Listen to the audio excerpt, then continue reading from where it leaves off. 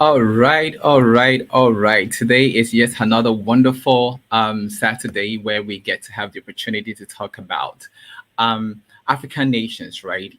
How the African nations existed, in terms of their trade, in terms of their politics, the structure of their society, their culture before the advent of the colonial masters. And today is another wonderful day to actually engage on this platform to have a conversation. We have in the past moved from the Ashanti Empire. We've talked about the Zulu people, and we've also gone to the Eastern Africa as well. Today, we are going to talk about Igbo land. We're going to talk about their societies, their origin, their history, even their food, their festivals, right? Innovation. How did the Igbo people actually, bring about innovation, into their societies? So today is really going to be interesting as it has always been. So today, you're welcome. My name is Elvis Boateng, and I'm going to be your host on today's Iwineti Africa talk show.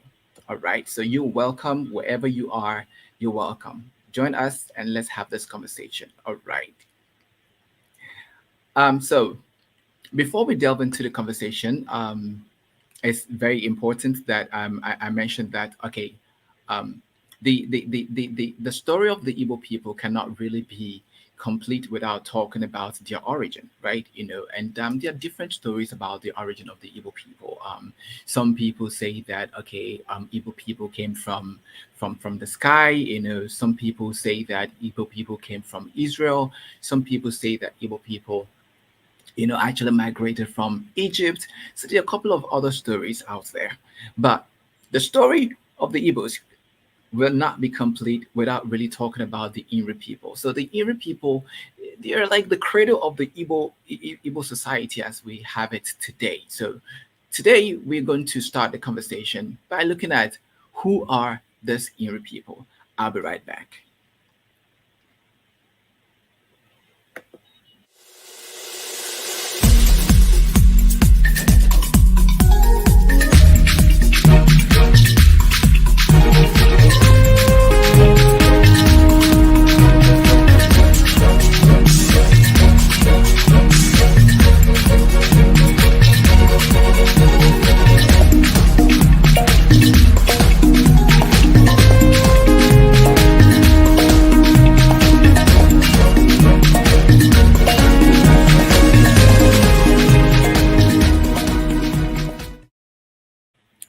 All right, welcome back. All right, so before the short clip, we were talking about the Igbo people, and I did mention that we cannot really have an interesting conversation about Igbo land without really talking about the Inri people because the Inri people serve as the cradle of the Igbo people. So are these who are these Inri people, right? In the Inri kingdom, what's it all about? And of course, for us to talk about the Inri kingdom, we will have to maybe digress a bit to talk about Eri, because Eri is believed to have been the one who actually who established the Inri kingdom. And for Eri, some people think that there are stories out there that Eri, was a friend to Chuku. Chuku happens to be the name of God for the Igbo people, and Chuku sent Eri. And putting all the stories together, right? This is and people actually had different reasons, good reasons to say Eri came from God, because typical of the different stories that we know and we've read about from different African empires before the pre-colonial advancement into Africa. Um, there were stories of conquest, stories where kings, absolute rulership, where kings conquered territories, and took over their resources, right? But it seems like the story of Eri is a bit different, and I think that's why we have the story about him coming from the heavens and coming directly from God, and that's because as against fighting with the sword, and conquering people and enslaving people, he established a kingdom of freedom and of peace, a kingdom where um, for people to really follow you, people will follow you based on the strength of your character and the values. He established a kingdom of religion, a sacred kingdom where he was in a very good position to help people solve their problems and to give them that religious solace, as it were. Whatever the case is, right? Here we are, and we are starting this conversation on the Erie people. So as you can see from my slide that I'm sharing, Introduction to Igbo Land, you can see the map there where we have the Igbo people that we have, of course, surrounded by other Igbo speaking, nations, as it were. So we have Enugu and Owerri and all that. Now, this is where it really gets interesting because for the most part, it seems like when it comes to Africa, we the imagination that people have is that Africa is just some set of people who once upon a time were just living on trees, right? But I dare say that Africa is really not what we have been portrayed, and that's what even makes our conversations interesting. So there are archaeological evidences that actually show that when it comes to Igbo land, they had actually like there were settlements, in Igbo land which actually date back to 700 BCE. The origin of the kingdom of Inri goes all the way back. And so, what are some of the evidences, right? So, like you see some of the bronze, some of the artworks, just archaeology, digging up things about that society, and the things that are actually like present in the present day, present in even modern day Igbo land. There were traces of them way back as 900 BCE. Now this Erie Kingdom. The Erie Kingdom was established in the 10th century, CE, which actually played a very significant role, in who the Igbo people are, even in present day society. And it's really amazing, right? It's really amazing because when you don't know the history of a people, it becomes very hard for you to appreciate why they think the way they think, why they behave the way they behave. And I think that when we delve a bit into this history, then it kind of puts us in a better position to appreciate, and to better understand. We live in a society where sometimes we don't understand one another, and there are ethnic issues, and there seems to be it seems to be a bit hard to really understand one another and to see how we can coexist, right? So when we dig into the Erie people, the Erie kingdom, we are better able to appreciate why certain people behave the way they behave. So the Erie people basically were non-violent, people. The leadership of the leadership of Erie kingdom was non-violent. They didn't believe in conquering. As a matter of fact, the opportunities that they had to, you know, manufacture weapons to conquer their neighboring territories, they rather like use those same materials to make weapons for agriculture. And it's really interesting, right? That is a very good twist in the sense that we live in a society where people people measure how well they are doing by how much they've conquered other people. But I think that if we can take anything from this conversation, even at an introductory stage, it will be for the fact that the one thing that we need to conquer is not necessarily people, but economy. Making sure that we have stable economy, making sure that we are doing well, for ourselves, And I think the Erie society portrays that, very well. So if you don't mind to take a look at the map, that is the Erie map, which of course shows the other Igbo speaking territories, as it were. All right. So to take the conversation to the next level, right? The picture that you see there is actually like typical of the Erie king. So what are we've talked about the Erie kingdom, right? And so it's very important for us to look at what are some of the features of the Erie kingdom, as it were. What are some of the things that characterize the Erie kingdom? It's interesting, and the reason we actually like looking at this picture is that typical of most African countries or most African nations, before the advent of the colonial masters, most of them were like stories of empires who became big through wars and through conquest, and the different challenges that they went through actually reflected in the kind of in the way they dressed. Now, if you look at this king, right, he had a staff of authority, right, but he wasn't really dressed like someone who was going for war, right? Someone who, I mean, like if you're dressed for war, you probably have your shield, you have a sword, but that's typical of how the king of Erie used to dress, which is reflective of the the the culture, and the kind of society that they lived in, a society of peace. So basically, in a nutshell, the some of the things that characterized the Erie Kingdom was that there was non-violence. The king had a non-violent rule. He had a religious, and a cultural influence. His leadership was more of, okay, how are we going to build up a culture? How are we going to build up a culture that's influential, a culture that will make people want to imitate, so those were some of the things that he was very particular about. He was a religious person. The people saw him as the mediator, as the person between man and the gods.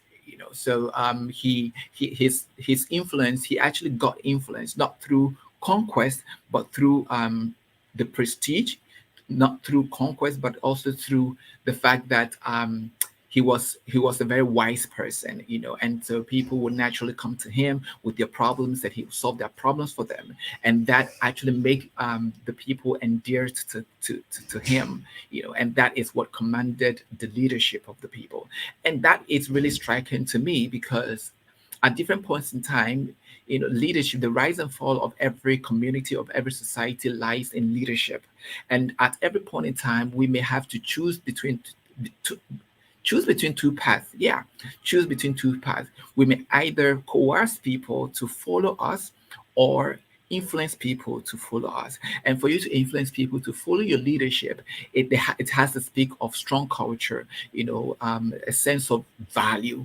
People should be able to see certain characteristics and qualities in you that naturally will make them want to follow you. And I dare say that these are some of the qualities and characteristics that the king of Erie actually had, that naturally made people to want to follow him. People who needed, spiritual advice, people who had problems, and the level of information or knowledge they had could not solve it, will come to the king, and he will, because he was a religious person, and he had that connection, the connection between the natural and the spiritual realm. People will go to him and he will give them answers.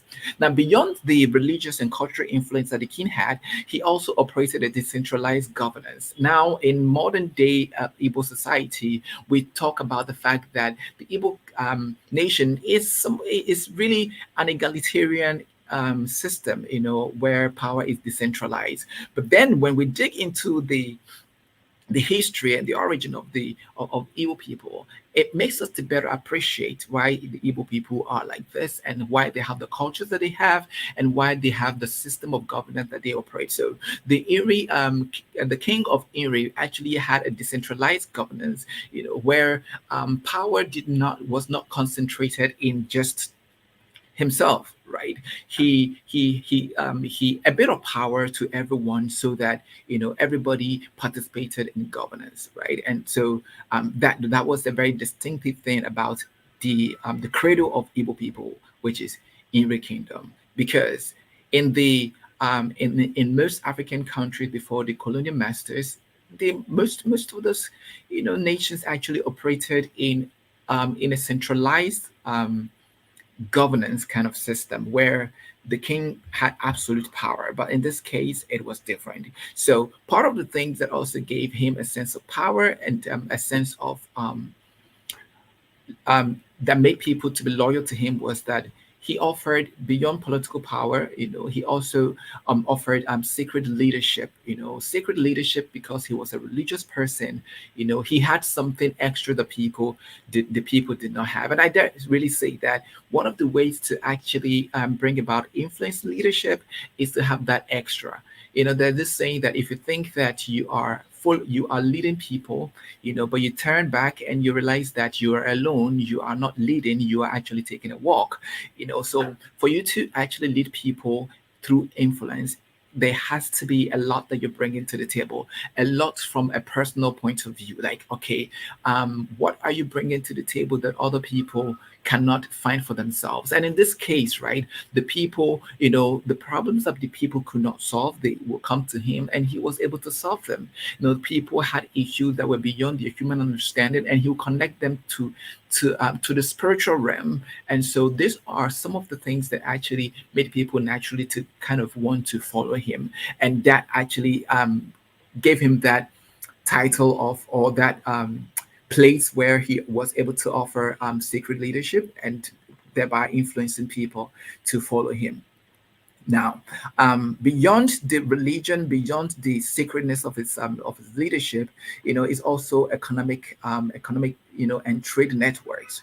Now, this makes a whole lot of sense, right? Because of the history of the Igbo people. But before I connect this to the history of the Igbo people, I really want to say this, that the Igbo people traded among themselves. Trade was like a very common thing. Trade was a very common thing among the Igbo people. It was something that was really, really, um, what's the word? But it's something that they really practice as a culture. The people who were always trading, trading with their staple food, trading with palm oil, with salt, and what have you, and that culture is still there among the Igbo people even till today, right? Now, I didn't mention at the introductory part of this conversation that Eri, some people believed he came from the skies. He was a friend to Chukwu, and some people also believe that he came from Egypt. Some of the opinion that he was from Israel. But put it all together, especially considering the fact that at some point, according to biblical history, that the people of Israel were in Egypt, it makes a whole lot of sense to say that the people who finally left Egypt there was a mix, the process of socialization. So there was a mix of culture. So if the story is true that Eri, came from either Israel or Egypt, it makes a whole lot of sense because of his sense of um, dedicating people to God, or to the deities, as against just ruling over people. And that was also a very good platform for him to connect with other people beyond just the Igbo speaking communities, to people as far as even the Middle East, because I mean, like, he had connections with those people, right? Because I mean, based on the story of migration, right? So that is, those are some of the features or characteristics, of the Erie Kingdom, as it were. Now, let's look at community life and cultural practices, right? Community life and cultural practices. Now, the Igbo people actually have a very rich culture, I must really say, but before we go there, let me just take a look at the comment section and see who is here. Okay. Okay, so I have Elizabeth Boatin. Hi, Elvis. Elizabeth Boatin from Lagos. Thank you, Elizabeth, for joining. Oh, and she says, great to be here. Dalu, okay, yeah, it's really great to have you join the conversation, Elizabeth Watson. Thank you so much for engaging. Yeah, it's really good to have you here. So if you're just joining this conversation, we are talking about the Igbo people, right? And we've been able to trace a bit of their history. We've talked about the fact that we established the fact that the cradle of the Igbo people really is the Inre Kingdom, and that we better appreciate what the characteristics of the Igbo people are, because we have a better understanding of where they are coming from. Okay, so I have Damien. Damien says, right on from California. Yeah, right on from California. Damien, thank you for joining the conversation. It's really good to have you join the conversation. Thank you. All right. So, yeah, so that is the conversation that we are having, and it's really interesting that we're having this conversation because if you don't know where you're coming from, then it's going to be very hard for you to appreciate where you are. And it's going to even be harder to see how you can put yourself on a global scale. All right. All right. All right. Thank you so much so far, for the conversations, that we're having so far, in the comment section, as it were. All right.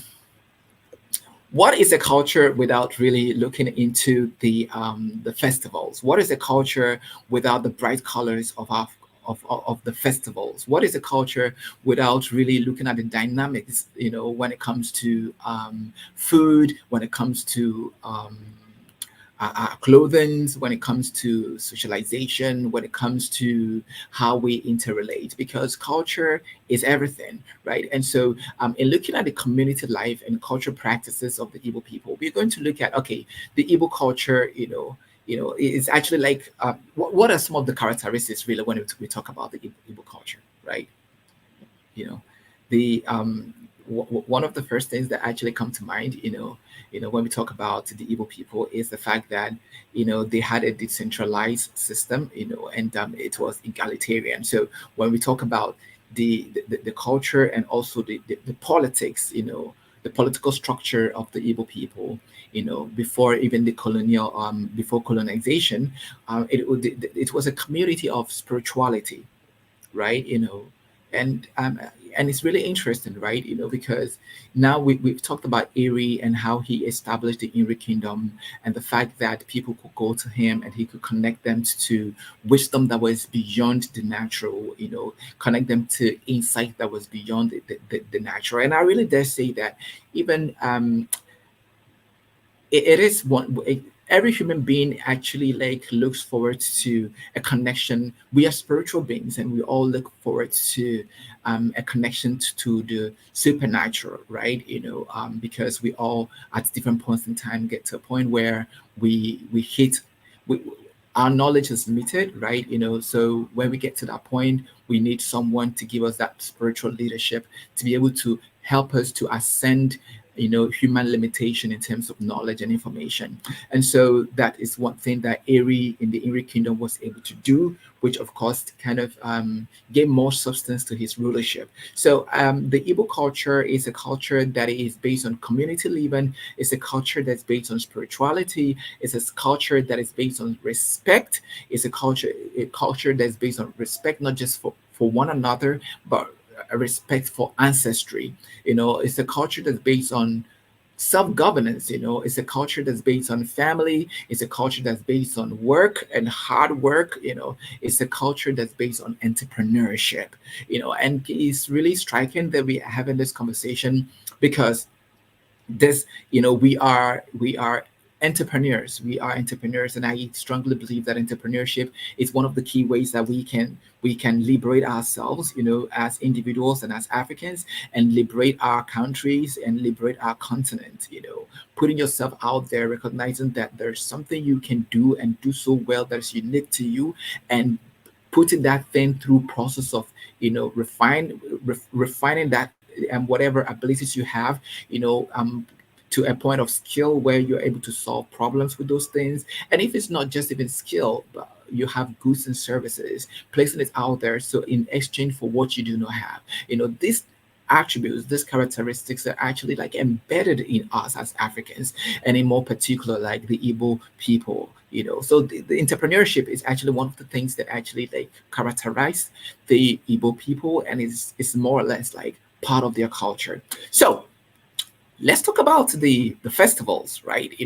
What are I mean, the Igbo people have lots of festivals, and it's really beautiful, because we Africans, it's good for us to know a bit about our culture, because now we talk about there's the cultural dynamism, this influx of foreign culture in our culture. And I think the beauty of culture is that it's dynamic, so we can always take the good parts of our culture, and bring other aspects, other good parts of other cultures, mix it with it, and just come up with something dynamic, something different, something that can stand the challenges that we have, in the present day, right? So talking about festivals, right? We have the New Yam Festival. The Igbo people have the New Yam Festival. So, what is this New Yam Festival really about? The New Yam Festival is a celebration of the New Yam, right? Yeah, interesting. Yeah, so the Igbo people have this culture of celebrating when after the rainy season, when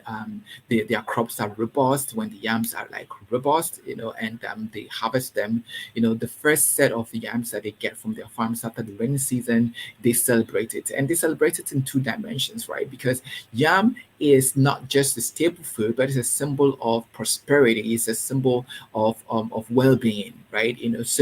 Um, so that calls for joy, or doesn't it? Of course, it does call for joy. So the two dimensions is that they are celebrating the fact that there is food. They're celebrating the fact that there is a new channel for prosperity. They are celebrating, and thanking the gods and the deities that have actually made it possible for them to like have a bountiful harvest, right? So that's what the New Yam Festival is all about, and it's usually very, very colorful. You have like women, dressed in colorful and beautiful attires, carrying tubers of yam, in display. You have like dances, and of course, there's a lot of roasting of yam, like big tubers of yam roasted, eating, and all that is really, really interesting. So that is about the New Yam Festival, which is also called the Iriji. Now besides the festival, that the New Yam Festival, the Igbo people also have the Imanwu Festival. So the Imanwu Festival is basically a festival of masquerades. Now, I have talked about the fact that one of the characteristics of the culture of the Igbo people is the fact that it's a culture of respect for their ancestors, and so across, not just in Igbo land but across Africa, right? Cultures that have um, masquerades. The masquerades are is believed that the mask, is shielding. The mask is actually like shielding the people from the African people, from the local people. I meant to say. So what the deities are actually the ones that are like in the mask, right? And so it shows the connection that the people have with deities. It shows the connection that the people have with the spiritual world. It shows the connection that the people have with the ancestry. It shows the respect and recognition that they have with the ancestors, right? And so from time to time they engage with these ancestors, and one of the ways that they do that is through the culture and through the festival of the masquerade. So in more specific terms, this is where the Igbos do the Imanwu festival, where they just wear masks, and the masquerades, like parade, move around, among the people, right? Another festival that is renowned among Igbo people is the Ofala festival. Now, when you what is the best way that you can actually celebrate your festival, celebrate your culture? When you have a beautiful culture, when you have an interesting culture, a very colorful culture, what is the one of the best ways to celebrate it? Is to showcase it. If you've got it, flaunt it, right? That's how the saying goes. So essentially, the Ofala festival is a festival where the Igbo people are able to um, wear the best of their attires. They dress in the most colorful of attires. They dance. And it's just like an opportunity to show how beautiful our culture is, how beautiful we are, how beautiful our attires are, right? And taking these things even from beyond just the history of our culture and bringing it into modern times. I think that it is high time that we Africans started even um, glorifying, for lack of a better word, our culture, the beauty of our culture, the beauty of our materials, right? We live in a culture in a culture where sometimes it's even hard to see what our local dresses are like. So I think that with pride in what we have, with pride in the fact that what we have is quality, and that we can actually place them on a global scale, going into a bit of our culture and seeing that these beautiful dresses how can we even bring them, dig them out from the antiquity of the past, the from antiquity, and bring them to modern times and see how we can place them, and and do something beautiful with them, right? So essentially, right, the Ofala festival is just about, you know look beautiful, dance beautiful. The kings, will wear, very bright colors with lots of feathers, and that is really the essence of the Ofala festival. Now, we've been talking about community life and culture practices, and I did mention earlier that culture is just about everything that makes you who you are. And so you cannot just talk about culture and talk about just attires, right?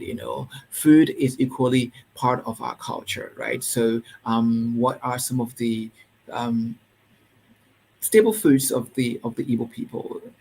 Of course, yam is there, right? I mean, people who celebrate New Yam Festival. I mean, if you guess that yam was there, then definitely your guess was right. So yam is one of the basic things, that basic kind of food that the Igbo people eat, and they are very creative with it, right? So you can roast the yam, with palm oil. You just go really, really creative with yam. But yam, cassava, and a whole lot. But yam is more or less like the king of foods, among the Igbo people, right? So we have yam, and when talking about soups, right? The Igbo people have the afang and oha soup, right?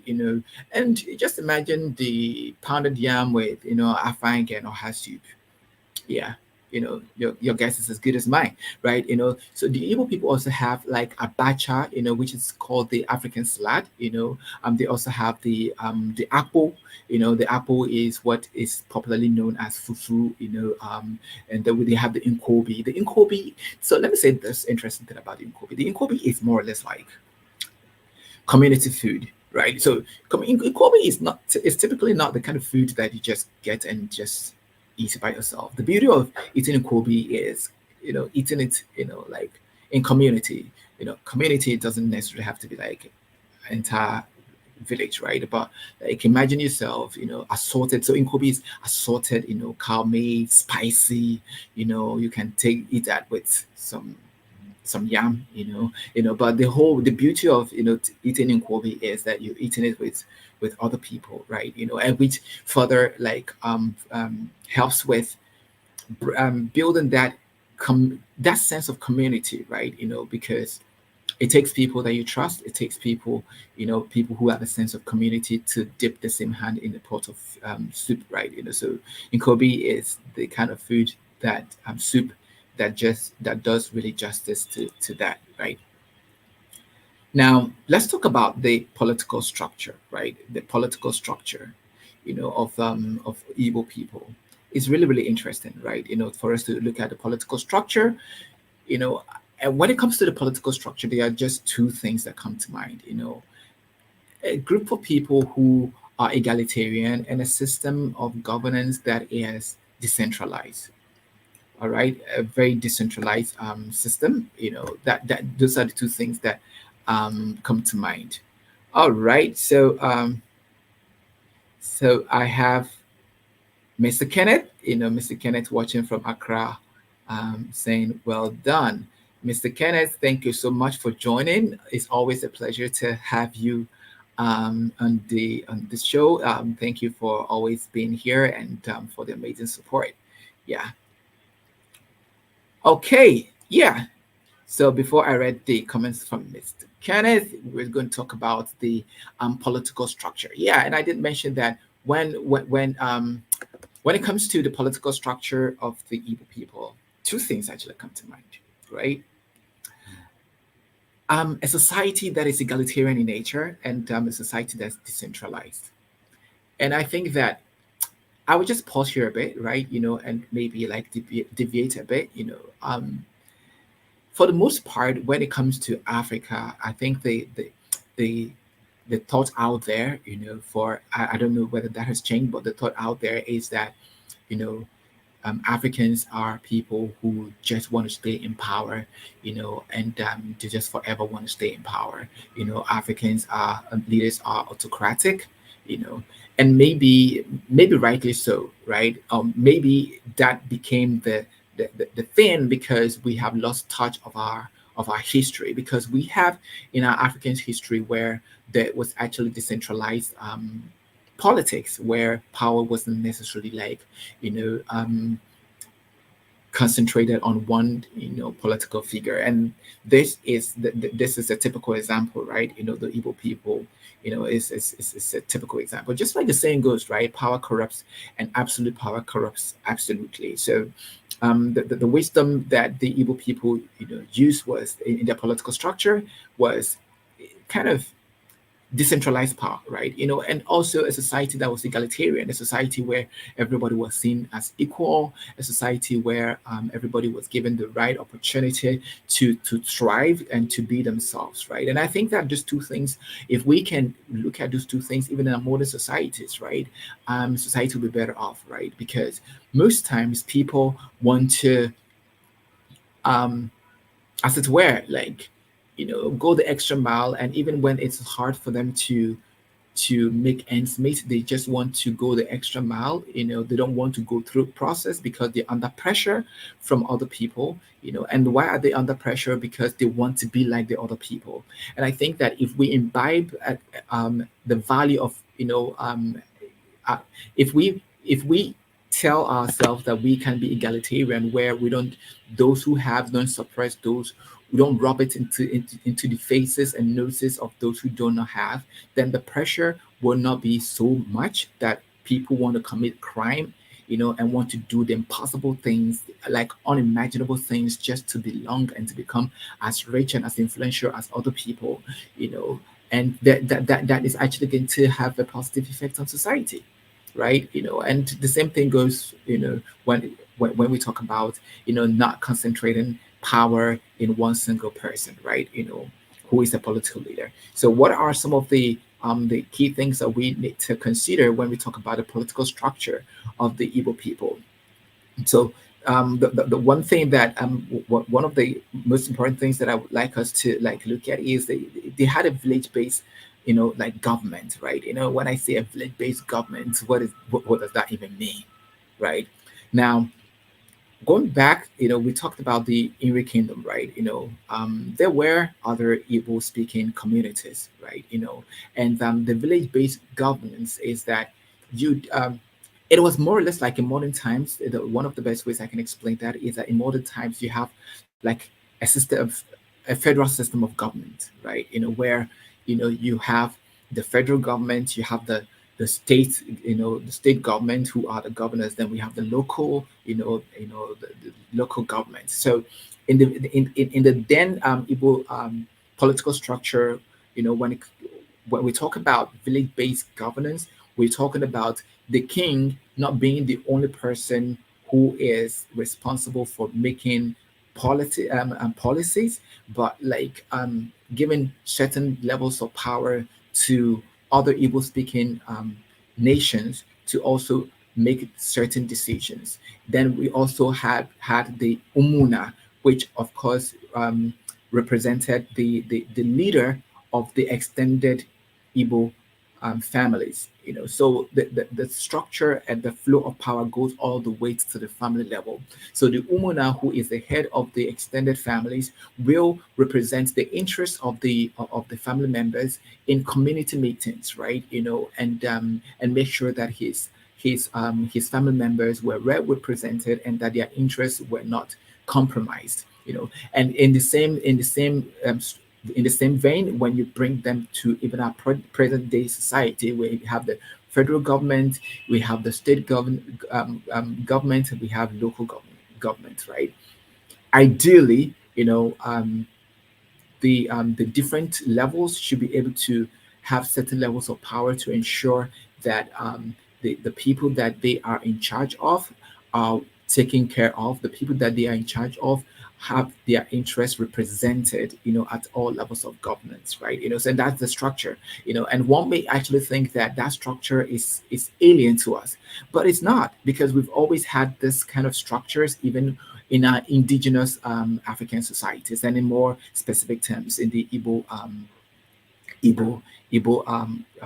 societies, as it were. So that is that about the village-based governance. Then, of course, the Council of Elders. The Council of Elders. So when we talk about the Council of Elders, it's essentially having representatives, from the most senior lineages, right, in the Igbo speaking communities. So the most senior, elders, that's the lineage, the most senior lineage in Igbo communities will have people representing them even in community level, at community level, and even when they are having meetings with the king, and these political structures follow the same principle of decentralization, where power is not just in the hands of one person, right? Different people have different contributions. So essentially, it is like the politics of Igbo land was more of, um, what is the word? The best way to describe it is like shared leadership, right? Where people, you don't just have one person leading. Everybody is a part of the process. Everybody's a part of the community. Everybody has a responsibility, which gives them a sense of belonging. It is not their thing, it is our thing, right? So it kind of further fosters, a sense of unity among the Igbo people. So the Council of Elders is, essentially had to do with representatives of Igbo, of those that senior people, senior lineage, in the Igbo speaking communities, representing the interests of their people at policy making meetings, right? Then they have the also title holders, right? The truth is, in every society, there are people who have distinguished themselves. There are people who have worked hard. There are people who have gone over and beyond the bar. There are people who are wealthy, and one of the basic ways to encourage people to do more is to recognize them. So essentially, when we talk about the author title, it is recognizing the wealthy people in society. It is recognizing the people of influence in society. It's recognizing people who have done well for themselves, people who are putting the extra, right, to be extraordinary people, And so it's interesting, right, that in a society where we have the author title, it kind of inspires people to really want to not stay ordinary, because you also want to have that level of recognition. So essentially, the author title, and why is it part of the political structure? Because influential people actually could be given administrative place, in the kingdom, and also could have meetings with the king, with regards to policy making. And they had great power, because they could, even though they were not kings, but they had influence, even in matters relating to the governance of the Igbo community. So that is the also title holders, right? And then we had the democratic assemblies, right? The democratic assemblies essentially had to do with, people who were part of the policy making, in the then Igbo societies, right? They made laws, So essentially, the the men in society, the men in society, the elderly men in society, will form that group, that will, still in the sense of in the principle of decentralized, governance, have meetings with the king, in terms of policy making and how things could be better in the society. So that democratic assembly, and the women were not also left out. So the women also had their groups where they had meetings and, took decisions as regards to women and children, right? Now, checks and balances, of course, in a society that was egalitarian in nature, a society that was decentralized, that where power was decentralized, there was like that checks and balances, right? Power wasn't absolutely, in the hands of the king. Everybody participated in leadership, and so that the whole system was actually, had the principle of checks and balances, right? The role of women, right, in the then society. So women were also very powerful. They had communities that they formed, and their society. These communities were also very powerful, in influencing the policies and the laws, that were being made in society.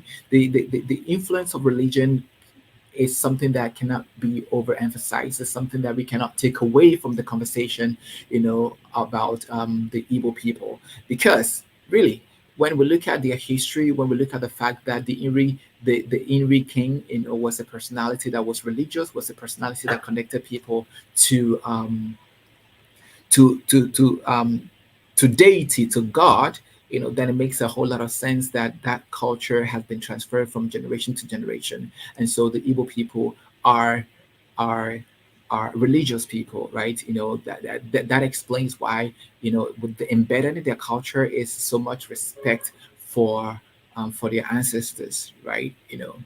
So now let's look at, okay, in terms of innovation of the Igbo people, right? Innovation, innovation, innovation. What are some of the things that we can say um, characterize the Igbo people as being very, very innovative, right? Are we going to talk about their food? Talking about let's talk about their food, for instance, right? We did mention earlier in this conversation that the Igbo people, I mean, when we talked about the New Yam Festival, right? And that yam is more or less like the king of foods, as far as the Igbo people are concerned.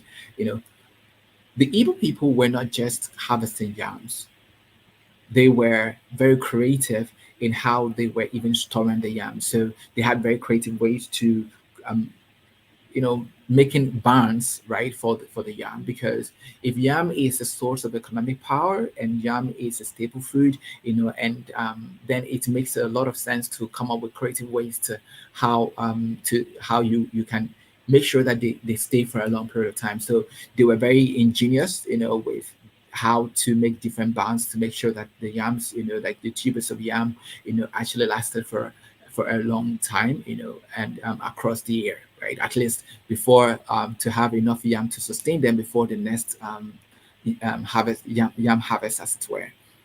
Let's also, beyond just yam cultivation, like, what about even cassava farming? Now, cassava actually came to Igbo land from the Americas, and the story of innovation is comes in where the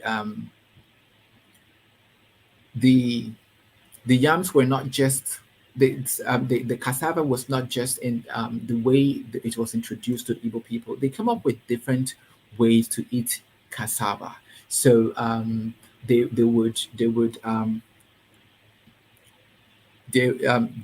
will peel the cassava, they will ferment the cassava to make fufu, or apple, I don't know, but like cassava could be eaten. You could roast cassava just like yam. You could boil cassava and dip it in palm oil, right? And so that is like straight away ways of eating cassava.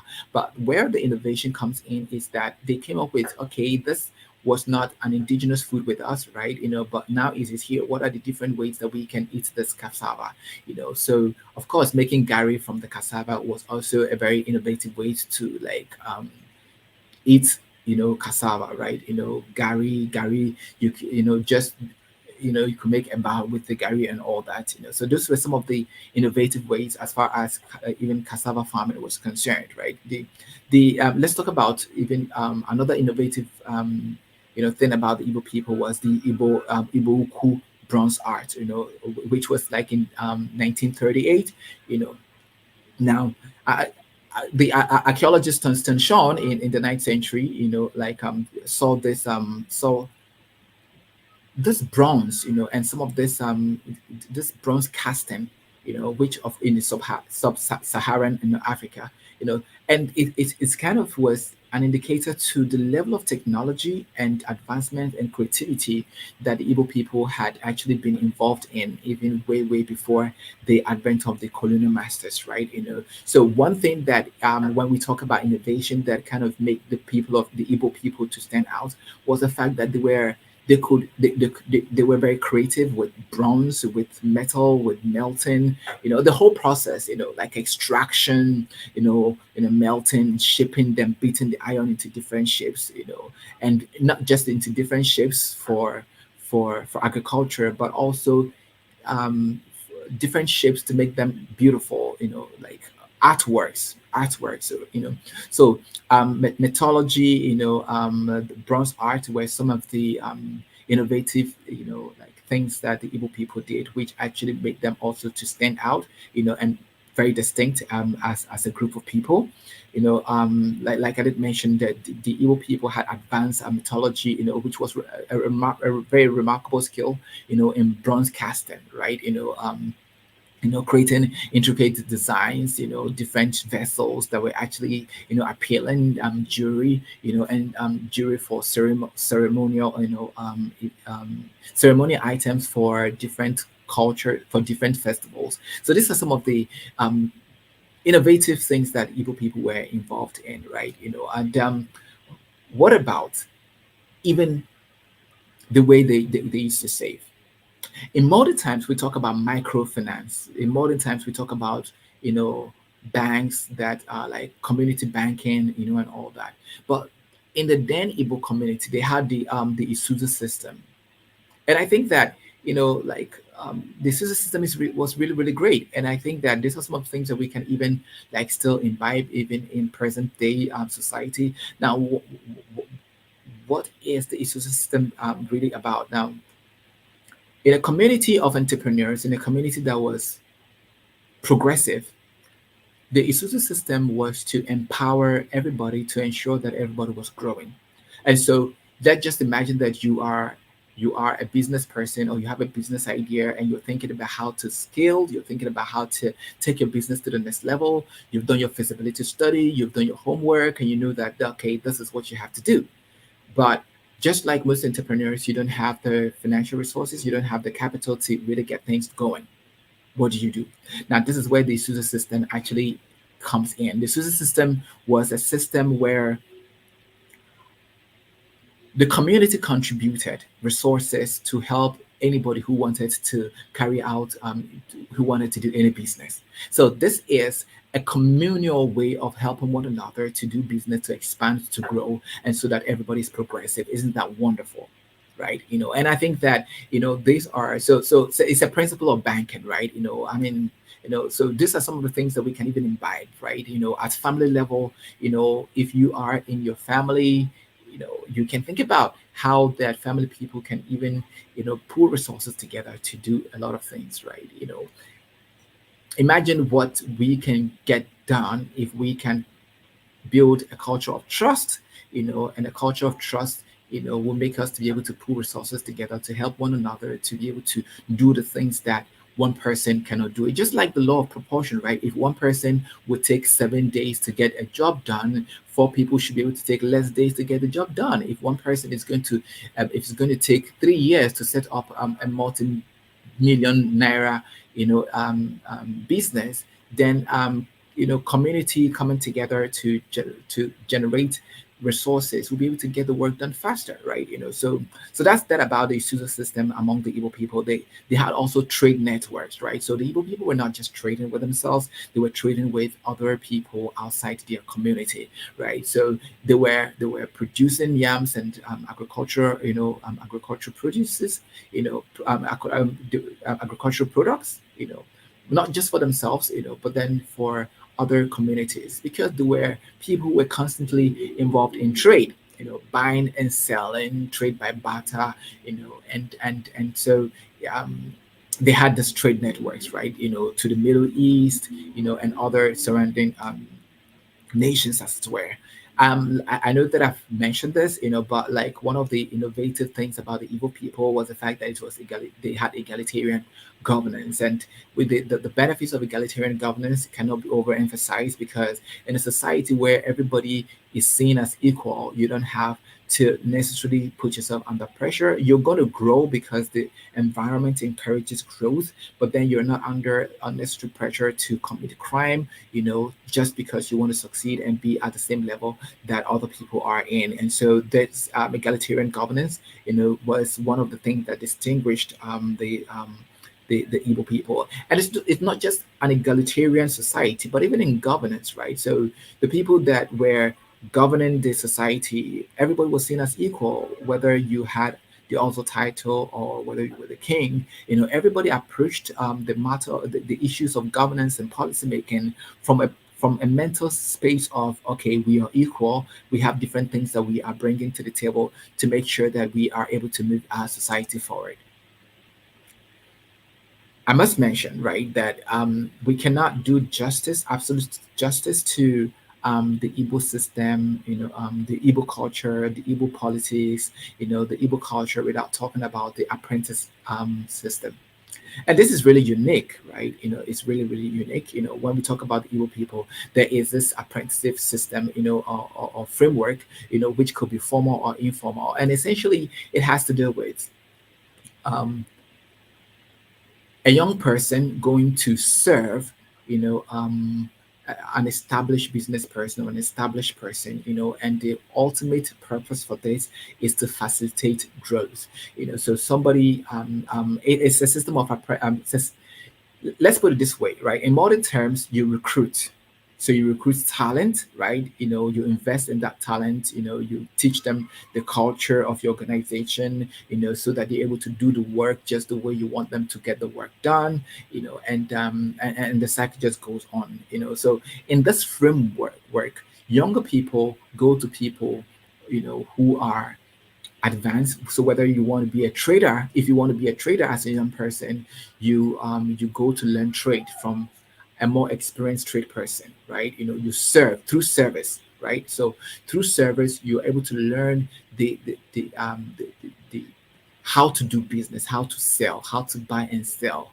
So um, from there, you when after a period of time, when your master or your oga, is able to like is able to tell that, okay, you've actually learned the basic, the rudiments of the trade, then they will set you up for success, right? So they will give you some resources, some money for you to be able to establish, that trade that you've learned, right? You establish that same business, right?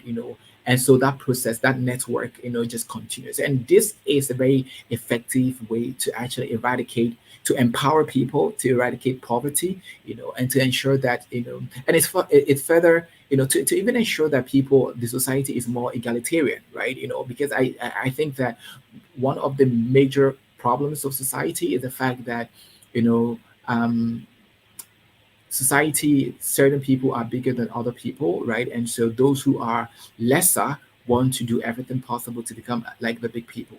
But then if we imbibe a sense of egalitarianism, then we will do what we have to do, not because we want to um, surpass the other people, but because we want to contribute to society and make life better, as a community.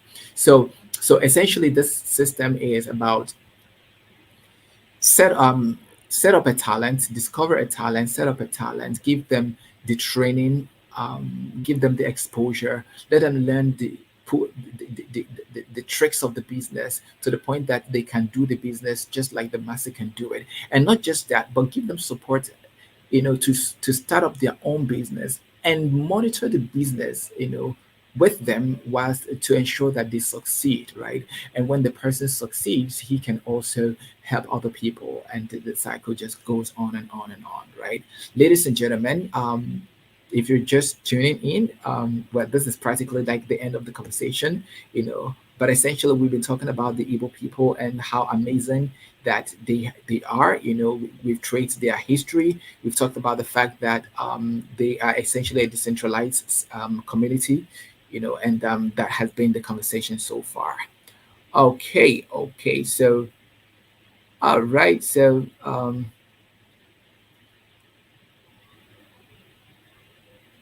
I'm looking at the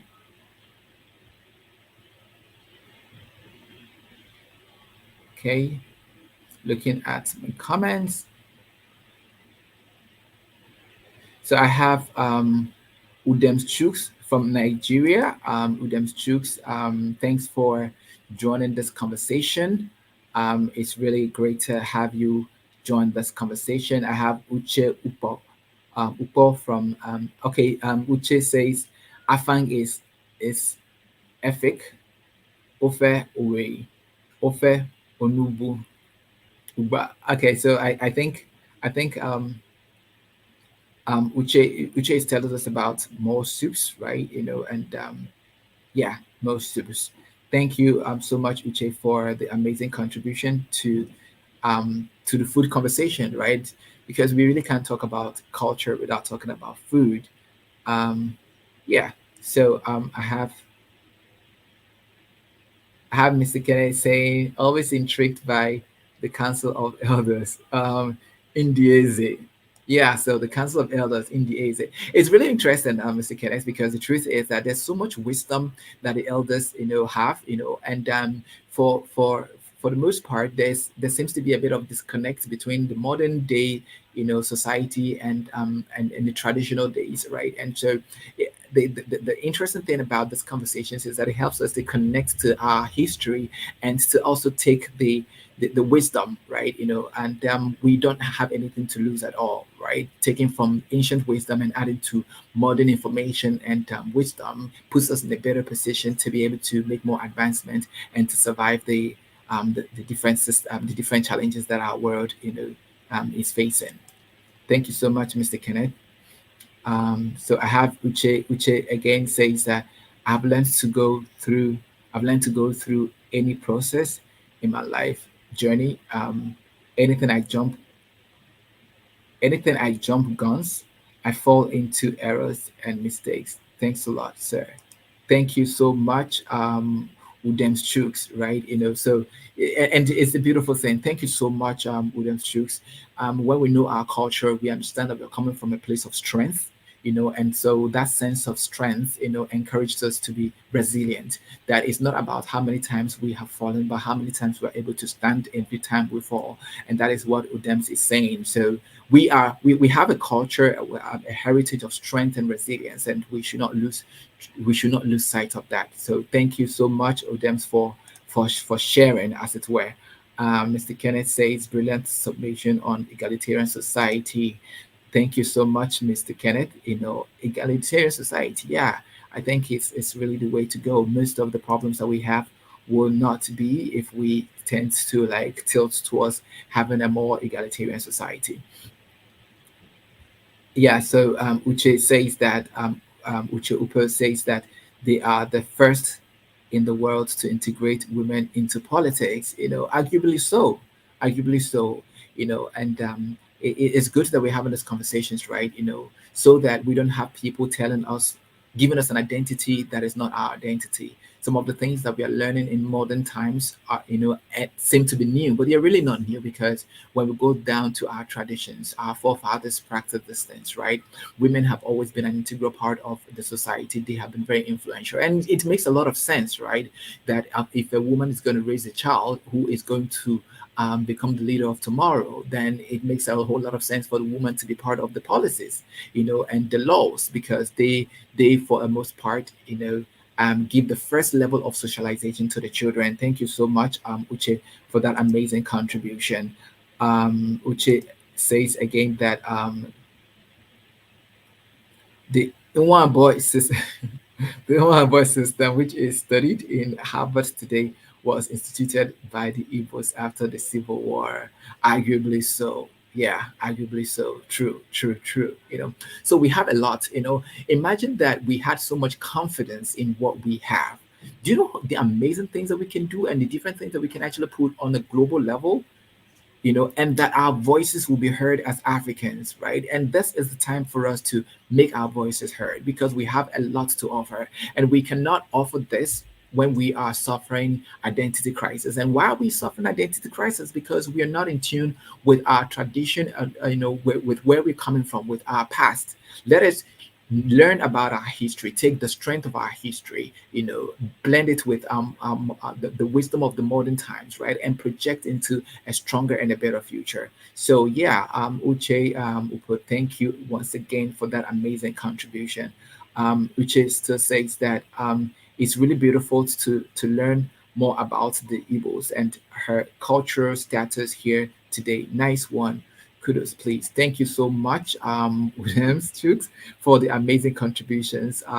You are very much appreciated. Thank you for making this very interactive and for bringing all your contributions and making this interactive. So another thing really, Uche, that I will say is that let's encourage people to be more people to be part of this conversation that we're having, so please, encourage people within your circle to like, to share, and to subscribe so that we can build that community where we share ideas and thoughts about our origin, so that we are more confident to, as a people, so that we can put ourselves on a global scale, and have a voice in this present times. Mr. Kenneth says, always insightful to see the leadership role of women in pre-colonial Africa.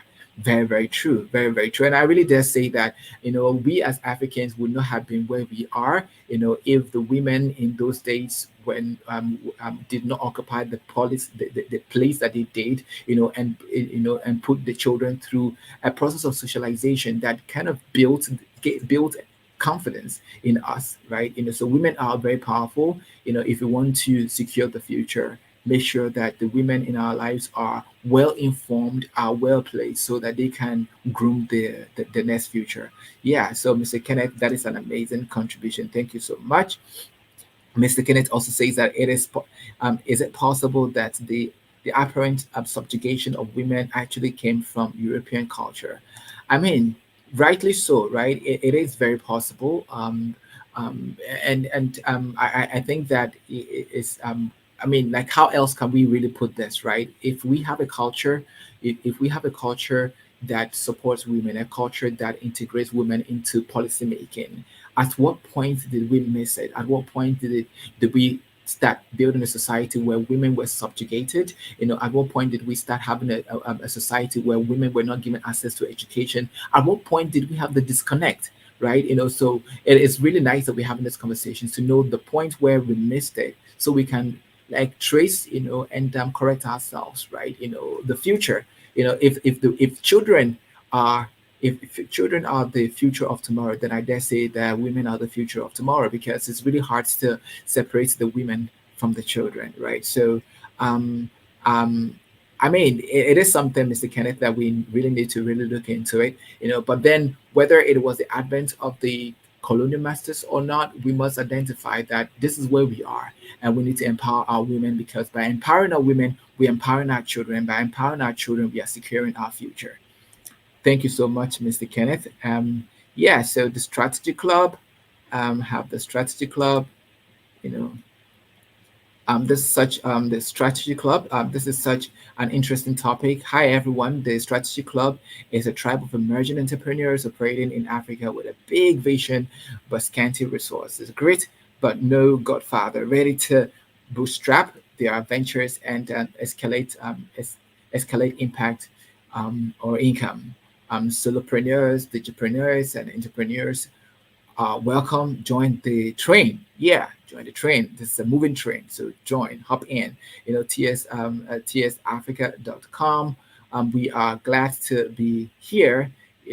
Yeah, hashtag locally made. Hashtag African entrepreneurs, hashtag consumption goods. All right. Yeah. So thank you so much for the engagement. Thank you so much for being part of this conversation. And yeah, this has been this interesting because you have been here, and I really do appreciate you. So please join us next week, for yet another interesting interaction, on the you know but this week we have something different. We're going to have something interactive. We're going to have a guest, and Mr. Kenneth is going to be on the show, doing justice, to the interaction that we're going to have. So please, no matter what you do, don't miss the conversation that we'll be having next week. You have been a very wonderful audience. Thank you so much for joining. Welcome, you know, once again. Thank you.